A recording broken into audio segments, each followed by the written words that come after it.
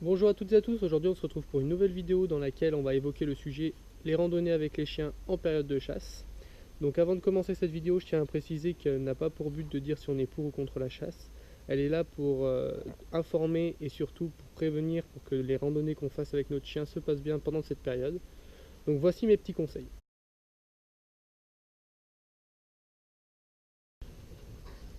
Donc le premier conseil que je peux vous donner, ça se passe avant la randonnée, c'est l'équipement. L'équipement est très important en période de chasse pour le chien, c'est ce qui va lui donner sa visibilité. Donc le matériel de base reste le même, un collier ou un harnais que vous associez à la laisse.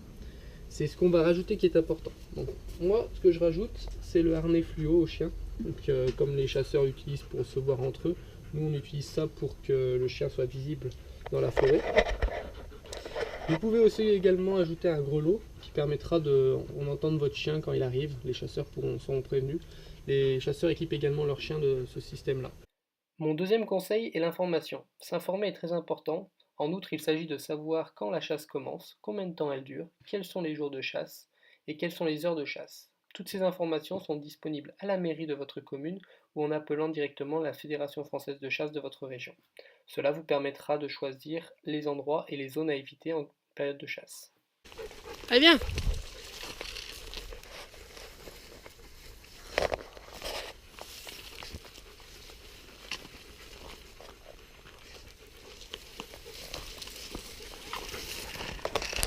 Donc voilà, on se retrouve en forêt avec Gao et Leno.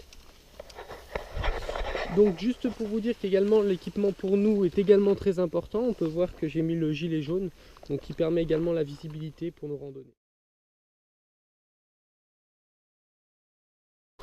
Donc la première précaution à prévoir, c'est de rester sur les sentiers, c'est très important. Si vous vous aventurez dans les sous-bois, vous pouvez plus facilement croiser des chasseurs et vous faire prendre pour des animaux, donc ça peut devenir très dangereux. Donc comme vous pouvez le voir, je suis sur une route forestière, donc voilà. Le gilet jaune sur les chiens, normalement il n'y a pas de souci.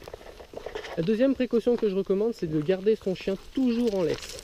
Pour deux raisons toutes simples. La première, c'est qu'il pourrait aller jouer dans les fourrés et se faire prendre pour un animal sauvage, pour un sanglier ou une petite biche. Et donc se faire tirer, donc ça peut être très très dangereux. Et la deuxième, c'est que si votre chien est en liberté et qu'un animal sauvage sort, ce qui n'est pas rare en période de chasse, le chien pourrait partir après l'animal et vous pouvez perdre votre chien. Donc toujours garder son chien en laisse et de préférence à côté.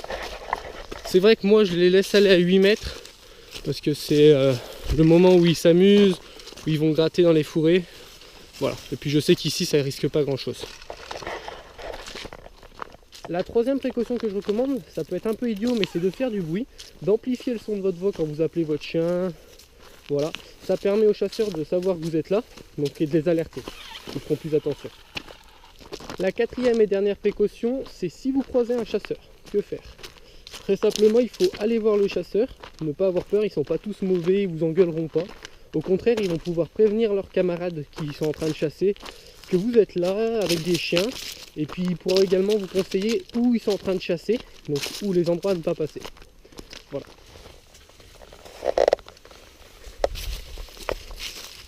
Ciao! On va maintenant parler d'un cas qui m'arrive fréquemment durant mes balades ou de mes entraînements, c'est de trouver un chien de chasse. Il faut savoir qu'en France, des chasseurs perdent des dizaines et dizaines de chiens toutes les années. Donc qu'est-ce qu'il faut faire si vous trouvez un chien? Donc la première chose à faire, c'est regarder si le chien a un collier. Donc en principe, ils sont de couleur jaune ou orange fluo. Et en principe, il y a le nom et le numéro de téléphone du propriétaire. Donc appelez le propriétaire. S'il chasse pas trop loin, il peut venir récupérer son chien. Sinon, prenez le chien avec vous. La deuxième chose à faire, si le chien n'a pas de collier et pas de numéro de téléphone, qu'il n'est pas identifiable, c'est d'emmener le chien chez le vétérinaire directement. Donc maintenant de nos jours, les chiens sont pucés et tatoués pour la plupart des chiens. Donc le vétérinaire pourra vous dire les coordonnées de son propriétaire. Donc si le chien n'est pas tatoué ou vacciné, qu'il n'a pas de collier, que vous ne savez pas les coordonnées du chien, vous pouvez appeler la fédération de votre région de chasse. Donc elle pourra vous dire quel groupe de chasseurs était sur la zone, et pourra vous donner éventuellement les coordonnées du responsable pour que vous puissiez joindre le propriétaire du chien. Si malheureusement, avec toutes ces informations, vous n'arrivez pas à trouver les coordonnées du propriétaire, n'abandonnez pas le chien, ne le laissez pas. Donc c'est pas parce que vous êtes contre la chasse qu'il faut laisser le chien. Le chien là, il est là juste pour faire plaisir à son maître. Donc n'abandonnez pas le chien, prenez-le chez vous et contactez à la rigueur un refuge qui pourra faire le nécessaire. Voilà, cette vidéo arrive à sa fin. J'espère qu'elle aidera randonneurs et chasseurs à cohabiter dans nos forêts. Je précise que je ne suis pas chasseur. Au contraire, je préfère que les deux cohabitent ensemble et qu'ils arrêtent de se jeter la pierre. Donc il faut savoir que les deux sont très utiles, autant l'un que pour l'autre. Les randonneurs sont utiles aux chasseurs en respectant ces quelques conseils de sécurité et en laissant pratiquer leur sport. Et les chasseurs sont très importants pour la forêt car ils permettent d'ouvrir les chemins de nos randonnées et il ne faut pas l'oublier. Donc voilà, donc j'espère que cette vidéo vous a plu. Comme d'habitude, je vous invite à vous abonner et à liker ma chaîne pour continuer à nous suivre. Et je vous dis à très vite avec Team Husky.